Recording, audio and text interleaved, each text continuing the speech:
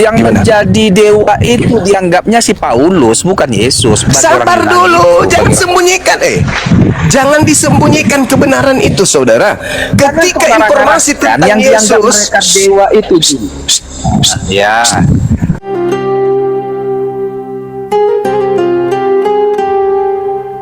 oleh Paulus ke mereka, maka Yesus ini dianggap jelmaan dewa mereka atau dianggap jelmaan Tuhannya Yahudi? Jawab dengan jujur.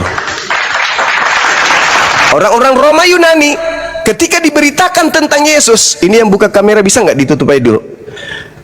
Ditutup aja dulu bang. Nanti kalau anda mau diterapi, nanti saya terapi. Sabar dulu.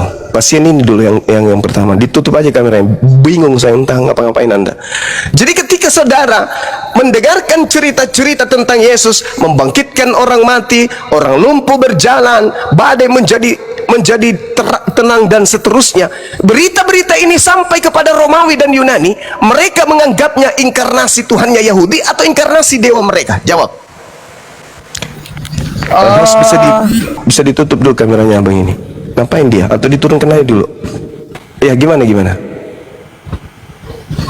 Gimana? menjadi dewa itu dianggapnya si Paulus, bukan Yesus. Bagi Sabar orang Yunani dulu, itu. jangan sembunyikan. Jangan disembunyikan kebenaran itu, saudara.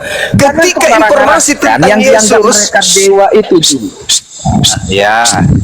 13 buku Paulus itu dikirim ke mereka orang-orang Yahudi yang hidup di tengah-tengah asing, sekaligus pengakuan Paulus, aku diutus kepada non-Yahudi. Oke? Ketika berita-berita tentang Yesus, kesaktian-kesaktian Yesus itu kemudian sampai ke tangan mereka, mereka menganggap Yesus ini anak dewanya mereka atau menganggap Yesus ini sebagai inkarnasi Tuhannya Yahudi? Jawab. Paulus berkata kepada mereka, Yesus yang kuberitakan ini ada lebih tinggi daripada dewa-dewamu itu. Saya ulang lagi. Ketika Coba. pemberitaan tentang Yesus ini sampai di tengah-tengah mereka penganut agama pagan Roma Yunani, Yesus diberitakan oleh Paulus. Mereka menganggap Paulus ini memberitakan tentang dewa mereka, atau Paulus memberitakan tentang Tuhannya Yahudi yang datang kepada mereka. Memberitakan Tuhannya Yahudi, bukan memberitakan dewa Sejak mereka. kapan orang Roma Yunani tunduk kepada Tuhannya Yahudi? Sejak kapan Romawi Yunani tunduk kepada Torah? Kutanya dulu, sejak kapan? Tidak pernah mereka tunduk itu pada Tidak Torah. pernah. Berarti yang Paulus ajarkan ini adalah menyeret kembali kisah-kisah sejarah yang sudah mendarah daging terhadap Roma Yunani, sehingga Paulus membersihkan mereka dari ajaran Torah, tidak memberikan dan tidak memberatkan mereka menjalankan hukum Taurat. Betul? Salah lah. Paulus memberikan mereka supaya melakukan hukum Taurat. Paulus memberitakan Yesus dengan Bukankah segala- Paulus sudah mengatakan, kalau kau sunatkan dirimu, dewamu yang bernama Kristus itu tidak berguna bagimu? Betul? Kalau kau mengharamkan dirimu makan babi, maka sungguh engkau tidak akan pernah mendapatkan kebenaran dari hukum Tuhan. Betul? Hukum Taurat tidak menyelamatkan lagi, itu kata Paulus. Nah, itu maksudnya. Jadi ajaran itu diajarkan kepada orang Yahudi atau kepada orang Romawi? Ajaran baru, namanya perjanjian baru. Itu diajarkan kepada orang Yahudi atau non-Yahudi? Kepada non Yahudi. Nah, non-Yahudi diajarkan. Mereka terima enggak ajaran itu? Terima. Terus Yesus dianggapnya siapa? Tuhannya Yahudi atau dewa nenek moyang mereka? Ya, Tuhannya si Paulus. Tuhannya siapa yang mereka ajarkan kemudian? Tuhannya orang Romawi, sabar. Tuhannya orang Yahudi yang dijual Yesus, Paulus, atau Tuhan nenek moyang mereka yang turun ke bumi bernama Kristus? Kau salah, Yahudi nggak mengakui Yesus Tuhan.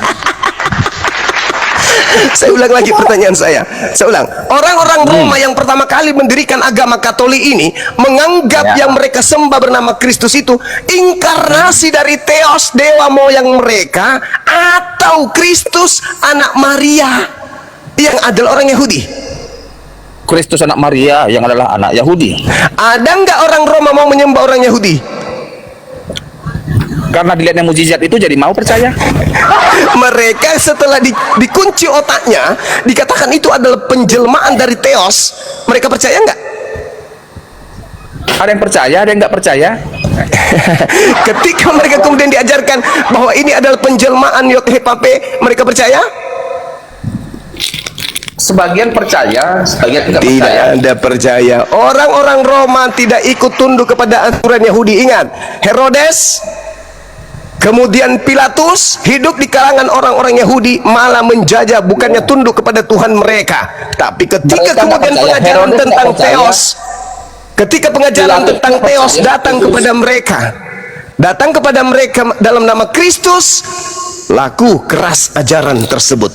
Nah sekarang mari kita lihat, kita buktikan di dalam pengajaran Paulus di kitab Filipi 2, yang dalam rupa Theos tidak menganggap kesetaraan dengan Theos itu sebagai milik yang harus dipertahankan, melainkan Theos telah mengosongkan dirinya sendiri dan mengambil rupa seorang hamba dan menjadi seperti manusia, dan dalam keadaannya sebagai manusia Theos telah merendahkan dirinya dan Theos taat sampai mati, bahkan Theos mati di kayu salib. Pertanyaan saya, surat ini ketika dibaca oleh orang-orang yang ada di Filipi sana, yang mereka anggap Theos turun ke bumi menjadi manusia, Tuhannya Musa atau Tuhan nenek moyang mereka? Tuhannya Paulus. Mulai ngacek kan. Wa ikhwanuhum yamuddunahum fil ghayyi tsumma la yukasirun. Iblis memiliki pasukan-pasukan dari kalangan manusia yang akan senantiasa membohong, berdusta, menutupi kepahitan meskipun mereka tahu. Inilah yang terjadi. Ulang lagi, ketika orang Filipi mendengarkan kabar Theos turun ke bumi menjadi manusia lalu mati dibunuh oleh orang-orang Roma, pertanyaannya saya kepada saudara, mereka menganggap yang turun ke bumi menjadi Kristus ini Tuhannya Musa atau Tuhan nenek moyang mereka? Kalau pernyataan Paulus, Yesus itu adalah Tuhannya Musa. Artinya artinya Musa. Tuhannya Musa diceritakan dalam suratnya Paulus itu di data nomor 9-nya. Sebab itulah Tuhannya Musa sangat meninggikan dia. Betul. Dan mengaruniakan kepadanya nama di atas segala nama. Menurut surat Paulus mengatakan Tuhannya Musa itu mengambil rupa daging, itulah dia Yesus. Tidak ada Tuhannya Musa mengambil rupa daging. Paulus tidak mengajarkan Tuhannya Musa. Paulus mengajarkan Tuhannya ya Romawi kepada Romawi. Kau bohong kau. Siapa bilang saya bohong?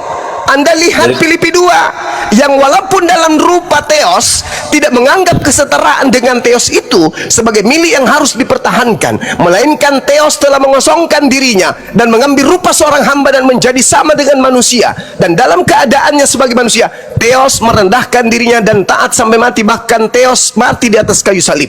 Ajaran ini kira-kira Paulus ajarkan kepada Yahudi atau ajarkan kepada non-Yahudi?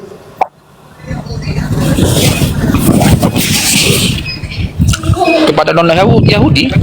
Kenapa Paulus tidak mengajarkan kepada Yahudi? Karena memang dia menginjil untuk non-Yahudi. kenapa dia tidak mengajarkan Yahudi? Kenapa?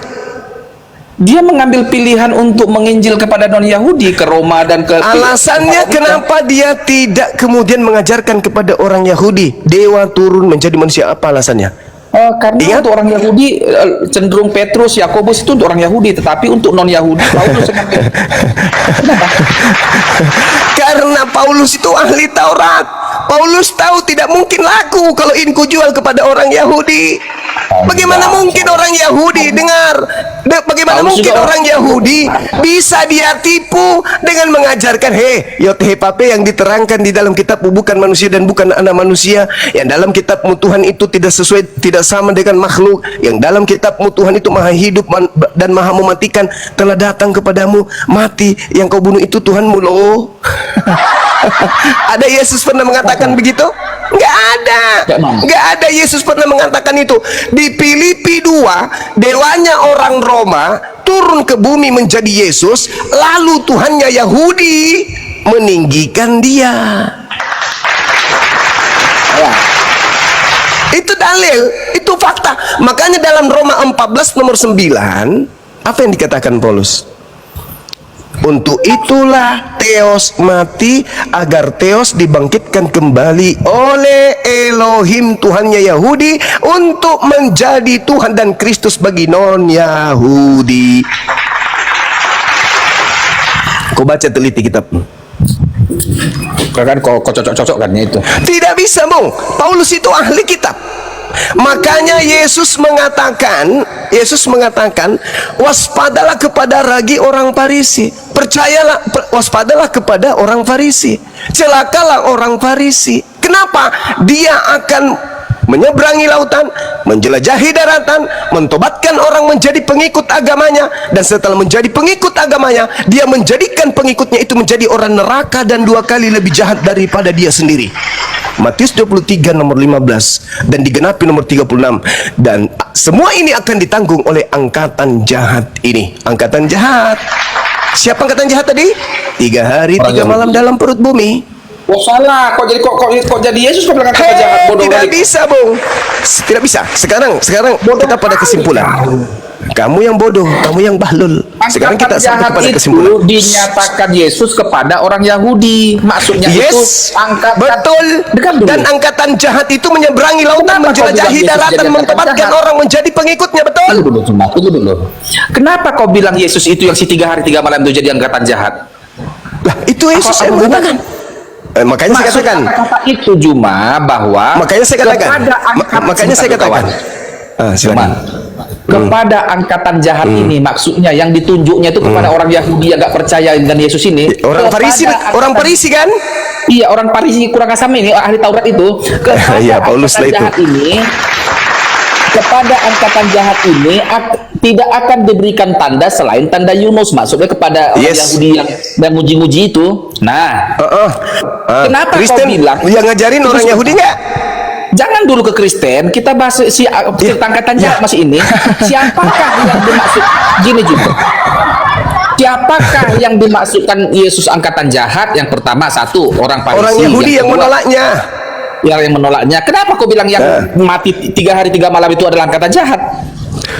Hei, lucu ente ini. Tahu yang lucu? 3 hari, dengar. 3 hari 3 malam, di situ Yesus menyebutnya sebagai anak manusia.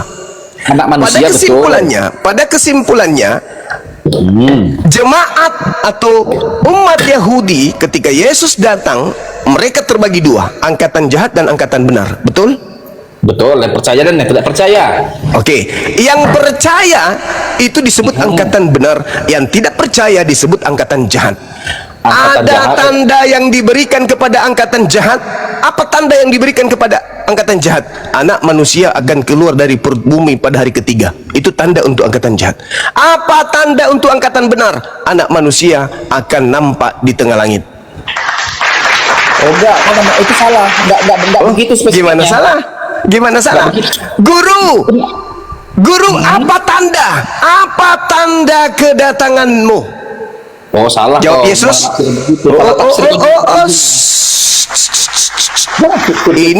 Ini angkatan benar minta tanda, angkatan jahat minta tanda.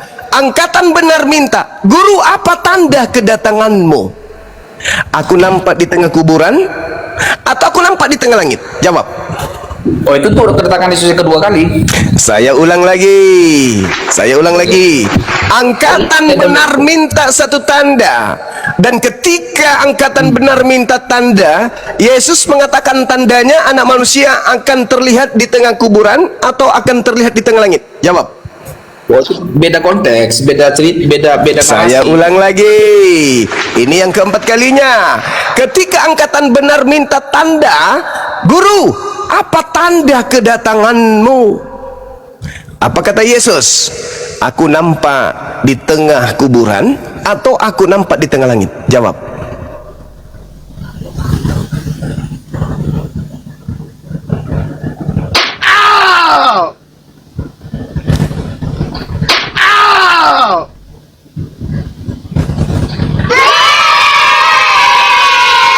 Oke, sekira sudah cukup jelas. Angkatan jahat minta satu tanda. Tanda yang diberikan adalah keluar dari kubur. Anak manusia keluar dari kubur. Angkatan benar minta tanda. Anak manusia akan keluar di tengah langit. Kristen berada di mana?